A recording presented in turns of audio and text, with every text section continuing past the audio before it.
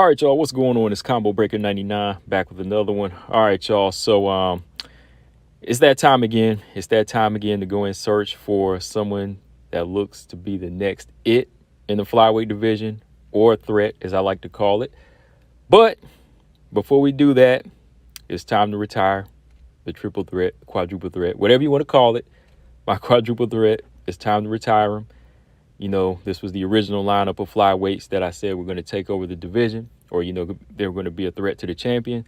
So, yeah, it's time to retire them and move on to the next ones, because I know some of y'all been asking who do I think is going to be the next threat, who's my next triple threat. I said, okay, I'm going to think about it. Let me think about it real quick, because, there's several fighters that I like, but I'm still not sure. But before I do that, I said, I got to retire these fighters here, because the whole purpose was to select fighters that I thought showed talent and dominance, that I felt were going to climb the ladder in a matter of like 2 years. I always give it like a time period, maybe 2 or 3 years. And then, I kind of clock them, I kind of clock it in and stop it and clock them out. Let me put it that way. I kind of clock them out just to see where they left off at after I give them kind of like a period of time to, grow in the division and thrive a little bit, kind of like in boxing. I do the same thing like I've done with Terrence Crawford and Errol Spence. And lo and behold, they fight this Saturday coming up, right? Because I've always said both of these fighters are gifted and they had something special, So I do the same thing in the women's flyweight division in the UFC. I'm looking at fighters that are part of my favorite division. And, I kind of just follow them to see if they have what it takes to be dominant, or if they have what it takes to be champion. I just like watch how they fight and compete against other unranked fighters, and, watch them climb the rankings and see if they look good while doing it.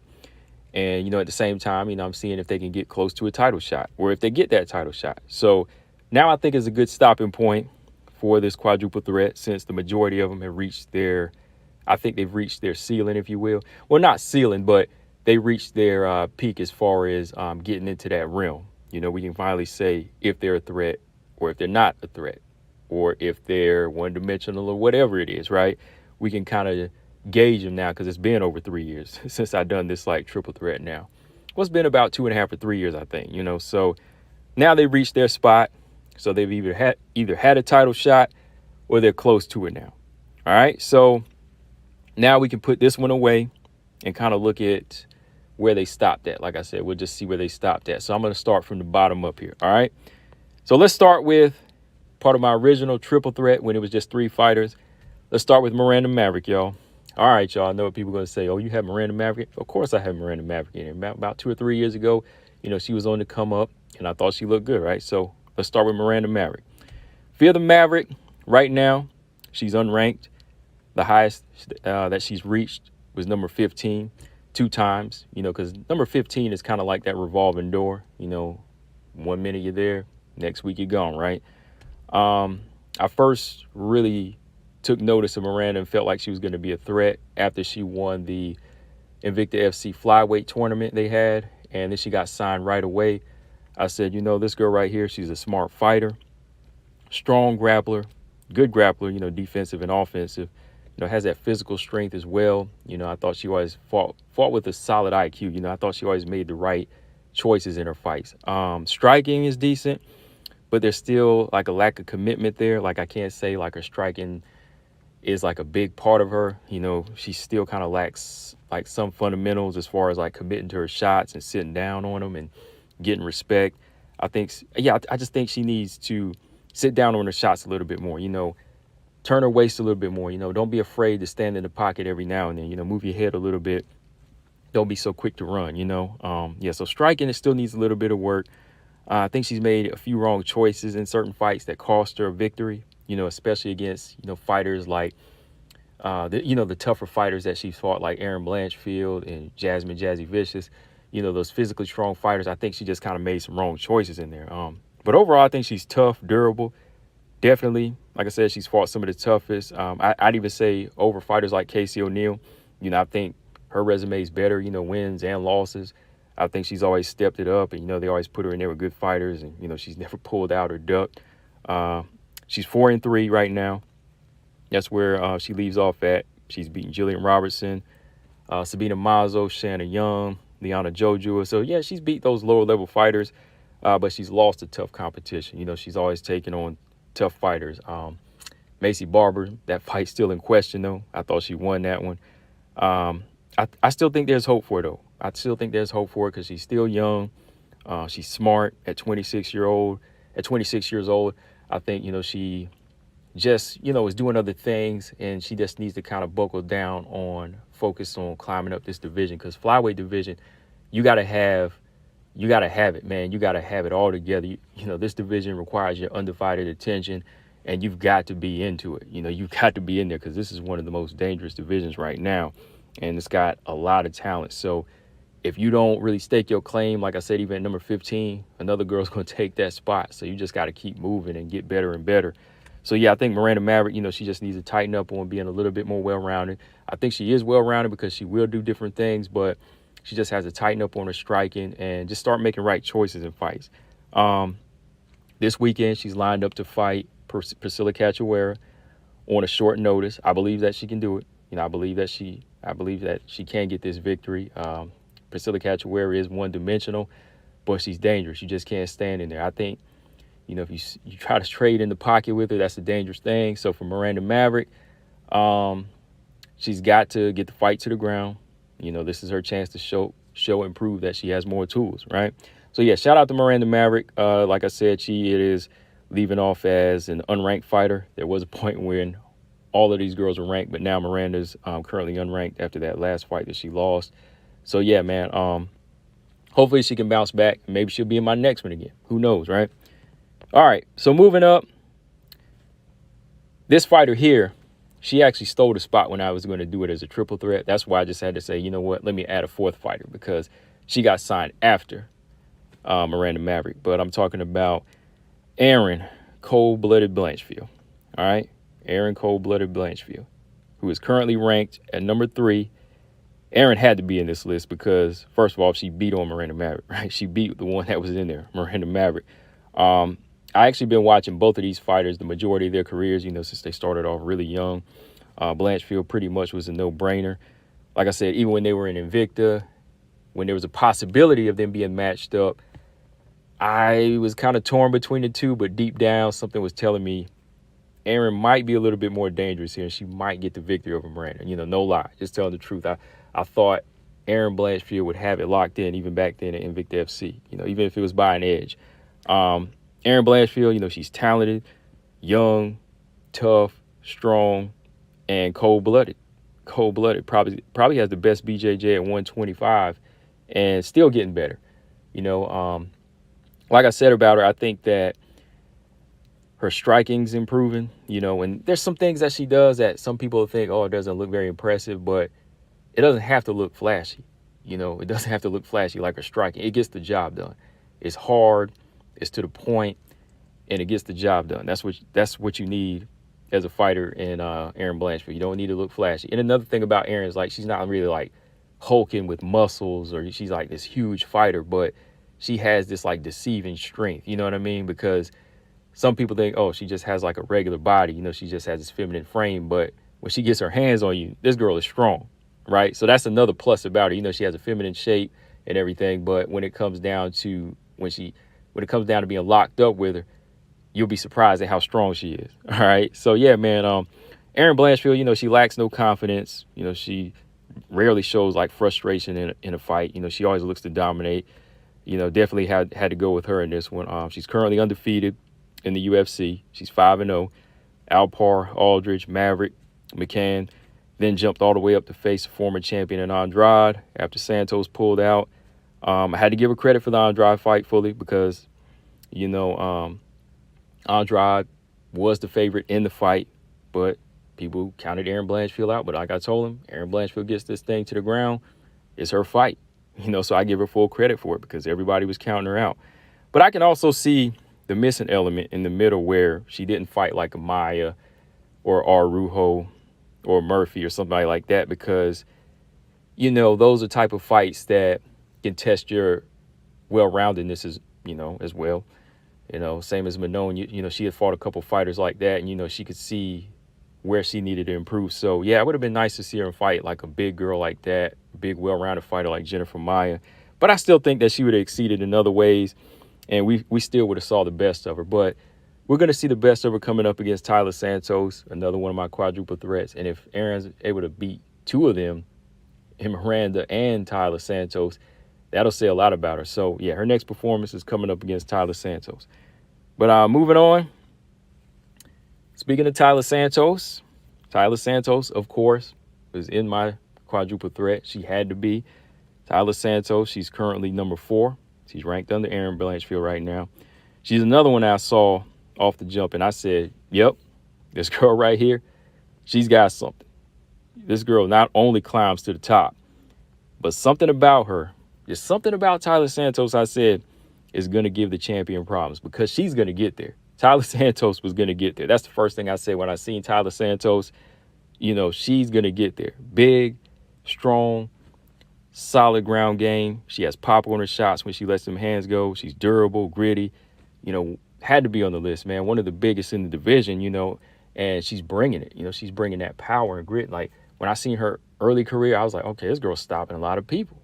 She's tough. She's currently 4-2 with her last fight, a close one that could have went to her, to the champion. But since that title fight, she's been out for over a year. So the fire's kind of died down on her, and everybody's kind of been looking at Erin Blanchfield now. She's been making her climb. So with that fight, with that fighter and Erin Blanchfield kind of climbing the ladder, and then you having Grasso beat the champion, it just kind of puts Taila Santos' performance not really on the back burner, but, she just kind of pushed back in the meantime because, Grasso's taking on the champion again. So, Taila Santos kind of has to reintroduce herself again. It's been over a year, and people, like they say, you're only as good as your last fight. People always are like, in the world of combat sports or boxing, they're always like, what have you done for me lately, right? So I still know Taila Santos is a dangerous fighter, and I think she's still a well-rounded talent, but she's got to do something big. And August 26th is coming up, man. Erin Blanchfield, she can go back in there and prove that, hey, I'm one of the biggest and baddest, and I want to fight the bullet versus Grasso winner, all right? But yeah, Taila Santos, her early career, she was really known for that power and, those head kicks and Muay Thai style. But when she got into the UFC, she had to make more adjustments. She couldn't really commit to that. She started using her physical strength more, and she really wasn't able to get a lot of stoppages. But that didn't really discourage me from putting her on this list for that reason. I was just like, okay, now we're seeing a more well-rounded girl, and we're seeing her grappling, and we're seeing her use her size, which those are the keys to victory, to beating a girl like Valentina Shevchenko, right?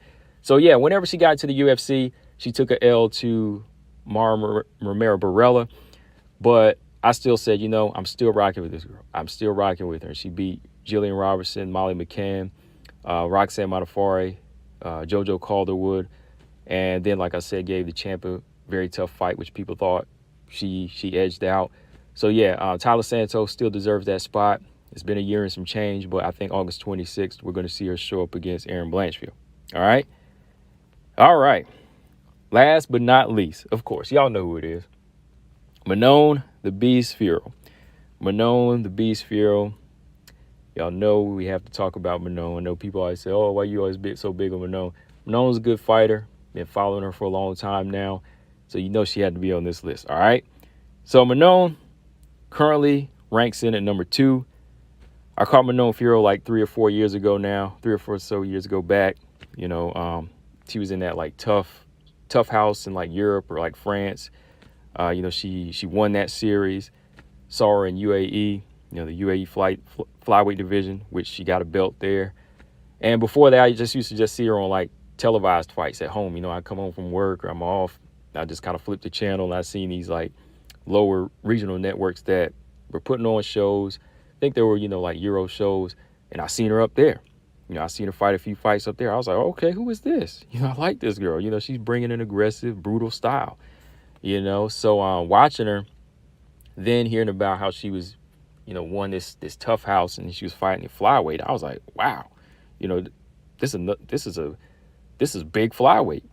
So when she got signed to the UFC, I was like, okay, this is another big flyweight that's strong and has power. So yeah, when she got signed, I was like, okay, yeah, she's gonna get that shot. Manon moves like a fighter that's gonna get that shot. And I know some people said, oh, it's too early to tell, or they don't like her style. It's just too one-dimensional. I've heard some people say that, but I'm like, look at what Manon is doing. Like, she commits to her striking, but the girl has strength and she's able to adjust, and she does other things. Like, she can get takedowns. She can wrestle. So this is the type of fighter you want to see climb that ladder. And this is the type of fighter that can get to that point, that can get to that top 5 or top 3, you know? Manon Fiorot, the only thing stopping her right now was her injury. But before that, the momentum was still there. You know, she's still undefeated in the UFC at 5-0. You know, she's one of the ones that fought each level up and won. You know, she started with Victoria Leonardo, Tabitha Ricci. After Tabitha Ricci was Mayra Bueno Silva. After Mayra Bueno Silva, Jennifer Maia. After Jennifer Maia, it was Caitlin Chikagian, right? So she stepped up each level. You know, I like how they moved her. You know, they just kept giving her the different fighter, you know, the different look, the former title contender, another former title contender that was higher, right? So, yeah, she just kept leveling it up. And she's about to level up again coming in September. I'm glad that she's back. I know people criticize some of the performances and say certain things that she needs to improve. But to me, I'm like, yo, she's still winning. And apparently she's doing something right. You know, apparently she's doing something right. And I think she is improving. It's like these subtle changes, because each time, like I said, she's leveling up. And with each level, she finds a way to win. All right. And like I said, I think that if she wasn't injured, she would have been the one that got that title shot. And I think she would have won too. I know some people disagree, but I think even if I wasn't thinking as a Manon fan, I think Manon would have been that one to probably beat Valentina that night if it wasn't for Grasso. I know styles make fights, but I think with Manon being a left-handed fighter and her being so big and strong, I think that, you know, she would have taken that chance too and probably gotten to Valentina in some type of way. I think it would have just been that type of night for her. So, yeah, man, I think, you know, Manon, when she now she's back in action, you know, as far as like training, when she starts to really get the ball rolling, because y'all know she has this fight coming up September 2nd. You know, we're going to see her pick right back up where she left off. So, yeah, September 2nd, Manon is taking on former strawweight champion Rose Namajunas in Paris. And the more and more we look at this fight, it can be competitive, but I think that Manon, I think she's going to be too well-rounded. You know, too well-rounded, too big and too strong and too durable. Now, we'll see. You know, we'll see if Rose's power carries up and if her size is going to be a factor and even her grappling. But I think Manon just has too many tools, you know, too many tools to just lie down for a strawweight like that. You know, I think she's going to bring it. So, yeah, Manon, ready to see her bounce back. But, yeah, guys, there you have it. There you have it. That was a quadruple threat. And that's where they stand as of now. All 4 have been ranked at some point. But now only 3 out of 4 are ranked. Back-to-back in the top 5. 2, 3, and 4 is Manon, Erin, and Taila. All right. Hopefully, Miranda Maverick, she can catch up to him at some point. I hope that, you know, I hope there at some point that she can get back into the top 15. But, yeah, that's where they all stand right now. And I'm retiring that quadruple threat because they showed up and showed out. They show that they're all worthy. You know, Manon is next in line for a title shot. Taila Santos got her title shot, won in some people's eyes. And Erin is there. Erin is there too because, you know, if Erin beats Taila Santos, she could get a title shot. If if Manon destroys Rose, she'll get the title shot against whoever it is. So yeah, man, those are the ones. Those are the ones that I picked a couple of years back. As of right now, as far as a triple threat or quadruple threat, the only one I can put a seal of approval on for sure is Natalia Silva. All right. But as far as anybody else, got a close target on Karine Silva. And that's it. I only got 2 for right now. Natalia Silva and a close target on Karine Silva. So, yeah, man, we're just going to have to see if these other fighters can show up and show out because I'm going to be real. None of these other fighters have wowed me like that. I mean, a lot of them have been welcome to the division in my fashion, as I like to say. And they got that hard welcome. Gabriela Fernandez, Teresa Bleda, Petrovic, you know, all 3 of them, you know, they came in undefeated and and as regional champions, but they all got dominated. So I'm gonna have to put a hold off on those fighters and just keep on watching. Just keep on watching. I think it was just perfect timing at that moment. Taila was a seasoned fighter, Erin is a seasoned fighter, Manon was a seasoned fighter, and Miranda was a seasoned fighter. But you see, it still doesn't pay off sometimes because not everybody makes it to the top, guys. But yeah, man, that's all of them.